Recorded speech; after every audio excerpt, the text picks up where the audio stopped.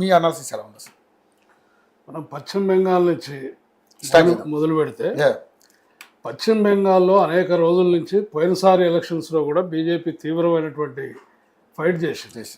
పశ్చిమ బెంగాల్లో ముఖ్యంగా ఇప్పటికి వాడు దేశంలో ఉన్నటువంటి అనేక ఫైనాన్స్ రాజధానులు, ఎకనామిక్ రాజధానులన్నిటినీ కూడా ఎక్కడెక్కడైతే వ్యాపార కేంద్రాలు ఉన్నాయో వాటిని ఖచ్చితంగా బీజేపీ ఆధీనంలో ఉండాలి అనేది వాళ్ళ వ్యూహంలో భాగంగా గత 10 సంవత్సరాల నుంచి కలకత్తాని ఎట్టి పరిస్థితుల్లో కూడా బీజేపీ హ్యాండ్ ఓవర్కి రావాలని చేసేటటువంటి ఏదైతే పోరాటం ఉందో, రకరకాల రాజకీయ వ్యూహాలు ఉన్నదో బీజేపీ అందులో ఈసారి సక్సెస్ కాగలిగింది.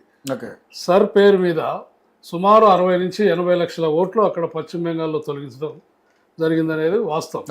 అక్కడ మమతా బెనర్జీ ఫస్ట్ నుంచి కూడా సరికి వ్యతిరేకంగా తీవ్రమైన పోరాటం చేస్తూ ఉంది.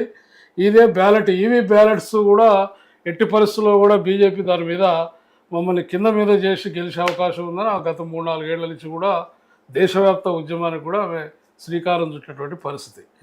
ఇంత ఫైట్ జరుగుతున్నటువంటి పరిస్థితులలో అక్కడ సిపిఎం పూర్తిగా ఫెయిల్ అయిపోయింది. సిపిఎం పార్టీ అసలు అక్కడ ఫైటింగ్లోనే లేదు. యాక్చువల్గా సిపిఎం వర్సెస్ మమతా బెనర్జీ నుంచి వచ్చినటువంటి పశ్చిమ బెంగాల్ చివరికి రాను ఇక ఫైటింగ్ చేయలేనటువంటి పరిస్థితుల్లో ఎక్కువ మంది సిపిఎం నాయకులు కానీ సిపిఎం వాళ్ళు బీజేపీలో చేరినట్టు అక్కడి నుంచి వచ్చినటువంటి పరిస్థితులు మనకు తెలుస్తున్నాయి. బీజేపీ వర్సెస్ మమతా బెనర్జీగా మారిపోయింది. ఎందుకంటే గతంలో సిపిఎం పార్టీ అధికారంలో ఉన్నప్పుడు అక్కడ కాంగ్రెస్ పార్టీ కార్యకర్తల్ని వందలాది మందిని హత్యలు చేసినటువంటి పరిస్థితి, గ్రామాల్లో భయానకమైనటువంటి వాతావరణం ఉన్న పరిస్థితి నుంచి మమతా బెనర్జీ పశ్చిమ బెంగాల్లో మమతా బెనర్జీ అధికారంలోకి రావడం జరిగింది. దాని తర్వాత ప్రతీకారంగా వీళ్ళు కూడా అనేక గ్రామాల్లో అనేక ప్రాంతాల్లో కూడా హత్యా రాజకీయాలు కొనసాగించినటువంటి పరిస్థితి. ఇప్పుడు పశ్చిమ బెంగాల్లో మనం ఒక విషయం ఆలోచిస్తే గతంలో సిపిఎం కూడా పోలీస్ కాంచి మొదలు పెడితే ప్రతి ఒక్కరు సిపిఎం డివైఎఫ్ఐ కార్యకర్తలుగా వాళ్ళు డైరెక్ట్ బ్యాడ్జీలు పెట్టి ఉన్నటువంటి పరిస్థితి నుంచి ఇప్పుడు మమతా బెనర్జీ కూడా అటువంటి పరిస్థితికే ఎక్కువ మంది అధికారులు అక్కడ పూర్తిగా టీఎంసీ వైపే ఉన్నటువంటి పరిస్థితి. ఈ పరిస్థితుల్లో కలెక్టర్లు కానీ ఎవరు అధికారులు కూడా వాళ్ళు 100 రూపాయలు టోల్ ట్యాక్స్ వసూలు చేసే పరిస్థితి ప్రైవేట్గా వాళ్ళ పార్టీ. ఆ వసూలు చేసినటువంటి పైసలతోటి మమతా బెనర్జీ పార్టీకి చెందినటువంటి కార్యకర్తలకు అక్కడ ఆటోలు కానీ లేకపోతే మిషన్స్ కానీ కొనిచ్చి వాళ్ళు ఆ వచ్చిన దాని మీద నెలకు ఒక 50 రూపాయలు మళ్ళీ పార్టీ ఫండ్కి ఇస్తారు. అటువంటి పరిస్థితి, అటువంటి ఒక ప్రత్యేకమైన ప్రైవేట్ వ్యవస్థ పశ్చిమ బెంగాల్లో ఏర్పడ్డది. అయినా కూడా 17 మంది ముఖ్యమంత్రులు, మోదీ, అమిత్ షా, ఆర్ఎస్ఎస్ వాళ్ళకు ఉన్నటువంటి సకల వ్యూహకర్తలు మొత్తం కూడా పశ్చిమ బెంగాల్లో కేంద్రీకరించి ఒకే ఒక్క మమతా బెనర్జీని ఖచ్చితంగా ఓడించే క్రమంలో వాళ్ళు చేసినటువంటి యుద్ధంలో మరి అంత ఈజీగా మమతా బెనర్జీ ఓడిపోలే. తీవ్రమైనటువంటి పోటీ ఇచ్చింది. అంతమంది సకల శక్తులు మమతా బెనర్జీని ఓడియాలనుకున్నా కూడా అనేక నియోజకవర్గాల్లో మమతా బెనర్జీ మనం అనుకున్నంత ఈజీగా ఓడిపోయినటువంటి పరిస్థితి మనకు కనిపిస్తూ ఉంది. తీవ్రమైనటువంటి ఫైటింగ్ ఇచ్చింది. ఇన్ని రోజుల బీజేపీ వ్యూహాన్ని కూడా ఆమె ఒక రకంగా గట్టిగా ఎదుర్కొన్నట్టు మనకు అర్థమవుతుంది. దాన్ని బట్టి బీజేపీ రకరకాల బంగ్లాదేశ్ విషయాలు కానీ, రోహింగ్యా కానీ, అక్కడ ఉన్నటువంటి ముస్లిమ్స్ అనేక రకాల సమస్యల్ని ఎత్తుకుంటూ అనేక రకాల వ్యూహాత్మకంగా బీజేపీ పోయింది. అయినా వాటన్నిటిని తట్టుకొని మమతా బెనర్జీ నిలబడ్డది.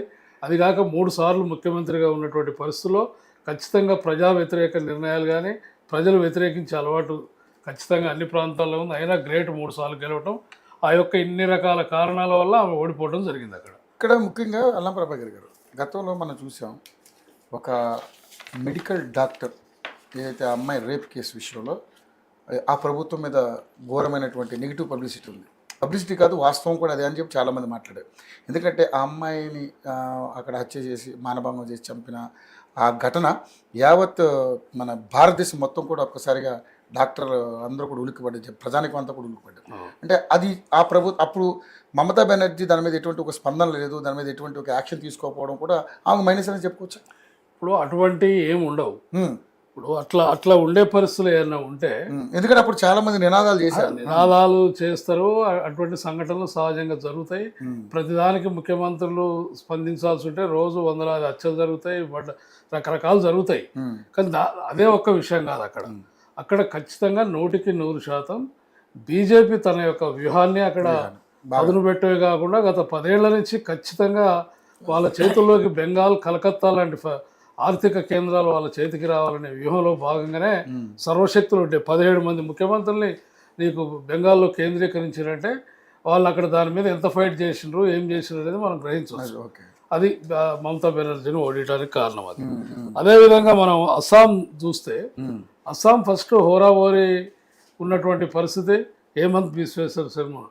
కానీ వాళ్ళు చివరికి దేశవ్యాప్తంగా ఏ విధమైనటువంటి గోవులకు వ్యతిరేకంగా లేకపోతే పశువులకు వ్యతిరేకంగా వాళ్ళ యొక్క పార్టీ కానీ ఆర్ఎస్ఎస్ కానీ ప్రచారం చేస్తుందో అక్కడ ఉన్నటువంటి పరిస్థితులకు అనుగుణంగా హేమంత్ బిశ్వేశ్వర శర్మ మీరు గోమాంసం తినొచ్చు, ఇళ్ళనే తినాలి, హోటళ్ళల్లో పెట్టొద్దు అని చెప్పేసి ఎలక్షన్ ప్రచారంగా దాన్ని వాడుకోవటం వల్ల కూడా చాలామంది లిబరల్ అయిపోయారు. అక్కడ ఉన్నటువంటి దళితులు కానీ ముస్లిమ్స్ కానీ అనేక వర్గాలు ఎవరైతే మాంసం తింటారో ఆ వర్గాలంతా కూడా మనకేముంది మనల్ని వ్యతిరేకించినప్పుడు అనేటటువంటి సరళీకరణ అక్కడ ఫైట్ జరగలేదు గ్రామాల్లో కానీ ఎక్కడ. దాంతో తిరిగి హేమంత్ బిశ్వేశ్వర శర్మ గెలవడం జరిగింది అక్కడ. అదేవిధంగా మనం చెన్నైకు తమిళనాడు వచ్చి చూస్తే తమిళనాడులో మొదటి నుంచి కూడా డిఎంకే గతంలో కరుణానిధి ఆధ్వర్యంలో ఉన్నప్పుడు ఒక ఫైటింగ్ నేచర్ తోటి డిఎంకే కార్యకర్తలు కానీ డిఎంకే పనిచేసింది. దాని తర్వాత స్టాలిన్ అధికారంలోకి వచ్చినప్పుడు అది పూర్తిగా సడలింపు జరిగింది. అక్కడ ఫైటింగ్ లేదు. చివరికి ప్రత్యర్థి పార్టీ అయినటువంటి జయలలిత చాలా మంచిగానే చేసింది, జయలలిత ఏముందో అన్ని స్కీమ్స్ కంటిన్యూషన్ చేయండి అని ఎప్పుడైతే అన్నదో గ్రామాల్లో ఉన్నటువంటి 2 పార్టీలు ఏ కార్యకర్తలైనా అవతల పార్టీ లీడర్ని పోయినప్పుడు యువతల వాళ్ళు ఖచ్చితంగా అది వదిలేస్తారు బాణాలు. ఆ పరిస్థితి నుంచి స్టాలిన్ ఎక్కడ 5 ఏళ్లలో ఏ పార్టీ జోలు పోలే, ఎవరి జోలు పోలే, ఏం పోలే. 5 ఏళ్ళు ఎట్లా గడిచిపోయిందో ఆయనకు కూడా తెలియనటువంటి పరిస్థితులలో డిఎంకే కార్యకర్తలు పకడ్బందీగా పనిచేయలేదు. పనిచేయని పక్షంలో ఏమవుతుంది, ఏఐడిఎంకేకి అసలు లీడర్ లేడు. యాక్చువల్గా జయలలిత చచ్చిపోయిన తర్వాత ఎవరు లేరు అనుకున్నటువంటి పరిస్థితిలో ఇవాళ డిఎంకే ఏఐడిఎంకే ఈక్వల్ సీట్స్ వచ్చినాయి. ఆ పరిస్థితిలో ముఖ్యంగా డిఎంకే అధినేత అయినటువంటి స్టాలిన్ పొరపాటే తిరిగి అక్కడ విజయన్ అధికారంలోకి రావడానికి ఇవాళ పూర్తిగా దోహదపడింది. విజయన్ చాలా చిన్న వయసు అయినటువంటి విజయన్ ఇవాళ అక్కడ ఉన్నటువంటి కమ్యూనిటీ బేస్లో చూసుకుంటే విజయన్ ఒక క్రిస్టియన్ కమ్యూనిటీ నుంచి ఒక దళిత మాదిగ కమ్యూనిటీ విజయన్ ఇలా అనేక సినిమాలు సక్సెస్ అయినాయి. ఇవాళ దక్షిణాది రాష్ట్రాలు కానీ ఎక్కడ కూడా ఒక దళిత కమ్యూనిటీ నుంచి ఒక హీరోగా సక్సెస్ అయినటువంటి దాదాపు తక్కువ ఆ లెవెల్లో. ఇలా అనుకోని పరిస్థితుల్లో ఒకేసారి సీఎం రేసులో నీకు బాబు జగజీవన్ రామ్ తర్వాత ఎస్సీ మాదిగ కమ్యూనిటీలో డైరెక్ట్గా ఈరోజు ప్రజల నుంచి ఎన్నికైనటువంటి వ్యక్తి విజయన్. అయితే అక్కడ స్థానికంగా ఉన్నటువంటి కాంగ్రెస్ పార్టీ లీడర్లు కానీ అక్కడ ఉన్నటువంటి పిసిసి కానీ అక్కడ నాయకత్వం మొత్తం కూడా విజయంతో పొత్తు పెట్టుకోవాలని చెప్పి ఏఐసిసిని కోరినప్పటికీ కొంతమంది మధ్యవర్తులుగా ఉండేటువంటి ఎవడైతే కాంగ్రెస్ పార్టీలో ఉన్నారో వాళ్ళు విజయాన్ని అంచనా వేయలేక సరే డిఎంకేకి కాంగ్రెస్కి నేషనల్ కాంగ్రెస్కి ఉన్నటువంటి సంబంధాలను వదిలిపెట్టుకోలేక డిఎంకే వెంటనే కాంగ్రెస్ పార్టీ పోవడం జరిగింది. దానివల్ల కాంగ్రెస్ పార్టీకి అక్కడ 28 సీట్లలో ఏ సీట్లు గెలవనటువంటి పరిస్థితి. అలా మొత్తం మనసు ఒక చోట మనిషి ఒక చోట ఉన్నట్టు కాంగ్రెస్ కార్యకర్తలు అక్కడ పరిస్థితి మనం గమనిస్తే వాళ్ళంతా కూడా విజయం వైపే ఉన్నట్లు మనకు అర్థమవుతా ఉంది. ఈ పరిస్థితుల్లో అక్కడ కాంగ్రెస్ ఫెయిల్ అయింది. డిఎంకే పూర్తిగా అసలు వాళ్ళ పార్టీ విధానాలకు వ్యతిరేకంగా వాళ్ళ ఆర్గనైజేషన్ వ్యతిరేకంగా స్టాలిన్ ఏ విధంగా పనిచేసినో దాంతో స్టాలిన్ అసలు ఊహించని విధంగా అనేక చోట్ల డిఎంకే గెలుస్తుందని చెప్పి పెద్ద ఎత్తున టెంట్లు వేసుకొని పండగ వాతావరణాల నుంచి ఇలా ఏడ్చుకుంటూ డిఎంకే ఇంటికి పోయే పరిస్థితి. అంటే ముఖ్యంగా అది స్టాలిన్ వైఫల్యమే అని చెప్పి మేము చెప్తా ఉన్నాం. ఇక పుదుచ్చేరి విషయానికి వస్తే అది బీజేపీ గెలుపు కాదు, అక్కడ అది రంగస్వామి గెలిపే. అక్కడ రంగస్వామికి ఉన్నటువంటి యొక్క ఆయనకు బాగా ప్రజల్లో ఉన్నటువంటి దానితో మళ్ళీ తిరిగి అక్కడ గెలవడం జరిగింది. ఈ పరిస్థితి నుంచి టోటల్ అన్ని చూస్తే మిశ్రమ ఫలితాలు రకరకాల ఇప్పుడు 5 రాష్ట్రాల్లో మిశ్రమ ఫలితాలు వచ్చినాయనే చెప్పొచ్చు.